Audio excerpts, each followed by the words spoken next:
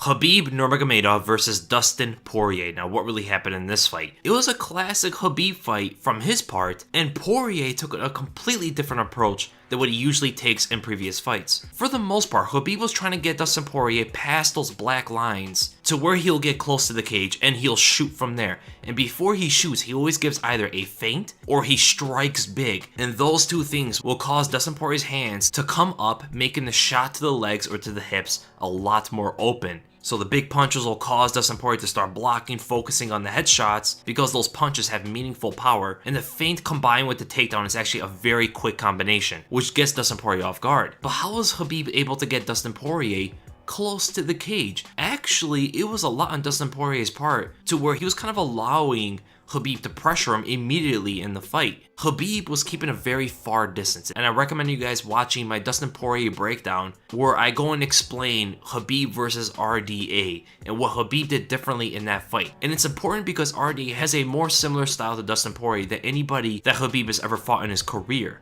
And what he did in that fight was, initially, he kept a very far distance to where RDA, a combination puncher, didn't have the necessary distance to combo with his punches. And on the way in to get into that necessary distance to start comboing, they run the risk of getting taken down in that space. And that is what Khabib started to do in this fight as well. In the beginning, he was staying at a very far distance and looking when to explode, looking when to start pressuring Dustin Poirier. And the time he tried to do that was when Poirier backed up a little bit too far away, got pretty close to the cage, pretty close to getting behind the black lines. And that's when Khabib started to come up with that uppercut, come with some other punches after that, causing Dustin Poirier to start covering up. And from there, because he's close to the cage, the takedown is now safe to go for. Dustin Poirier seemed to be extremely defensive or extremely offensive. Wasn't a mix, right? He was either blocking, trying to evade, moving backwards, not throwing any counter shots, or he was moving forward and winging punches out there.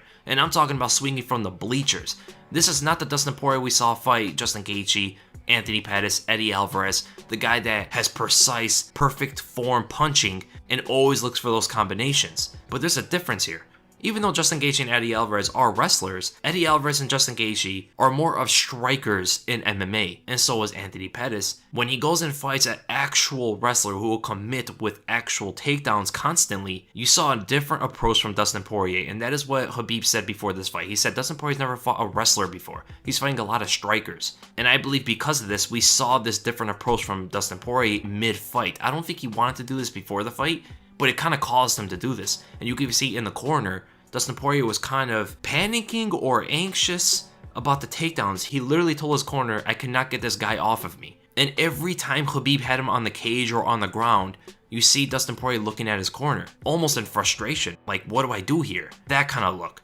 And I think it forced him to try to get that big knockout, try to land some big punch. And it mostly backfired, except for one instance where he actually landed a big switch-in right overhand that he also landed on Max Holloway, if you remember, that first big punch that rocked Holloway. This is the punch that rocked Khabib Nurmagomedov. Some people say that the punch didn't land too cleanly, and Khabib just had some funky footwork moving backwards. The punch landed. The most impactful, the most devastating punch Khabib has ever taken in his entire career. Khabib was doing a very good job of leaning away from all of the punches. He really wasn't getting punched in the face at all. Great job on pulling punches, great job of posting, great job of bringing the right hand up, and a very solid stance with good footwork. But once Dustin Poirier doubled the distance he was covering with that switch in before he threw a big right overhand, this threw off Khabib's range, where he's used to now seeing where Dustin is punching at. And the punch just catches him right at the end of it and rocks Khabib.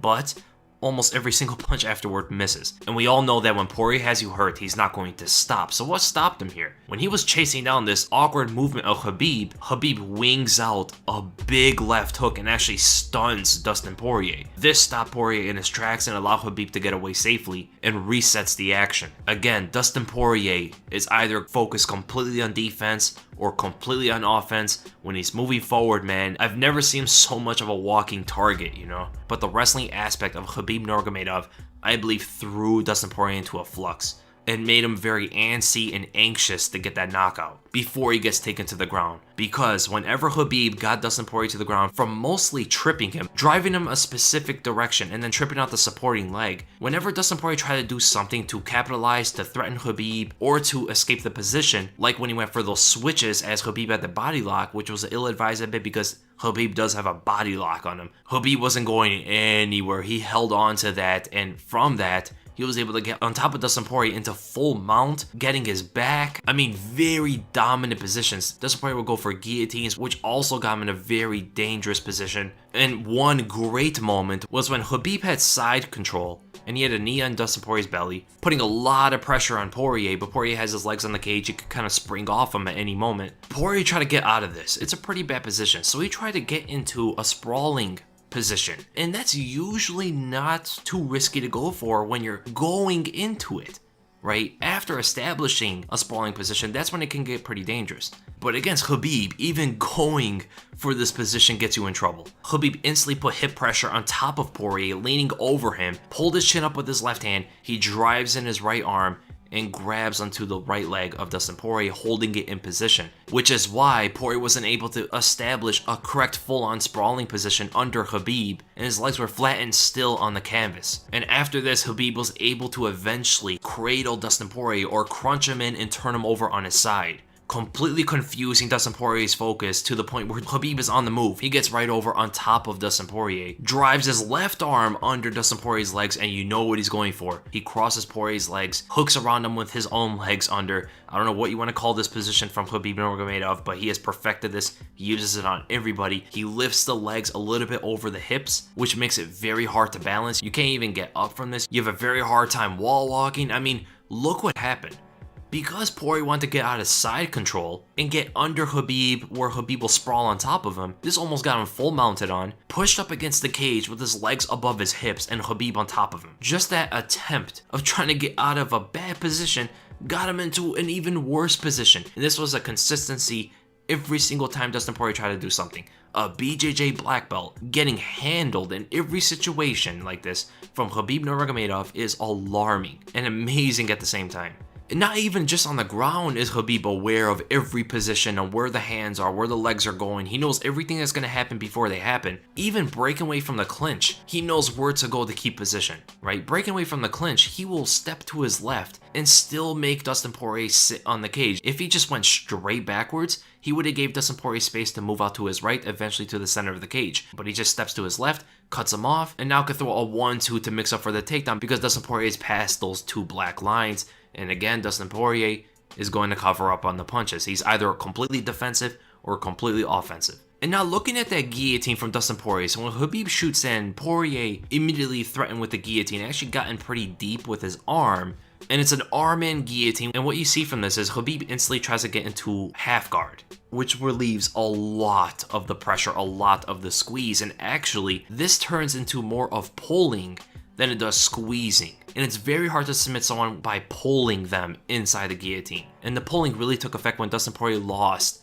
the full guard. But Khabib still needs to respect the choke, and he still tries to get out of it. So what he starts doing is he starts to fall to his left side where he has Dustin Poirier's right leg under him. So there's really no risk to fall onto that side. And when he's doing this, he's also escaping Dustin Poirier's left leg completely, which relieves the choke even more and makes it a lot easier to escape. And what do you know from this? Khabib easily just steps over Dustin Poirier, gets into full mount, Dustin Poirier gives his back, Khabib eventually starts driving in hooks, and Dustin Poirier is holding Khabib's right arm, which is getting close to a choke. But what Poirier does here, a bit of an error, he looks up.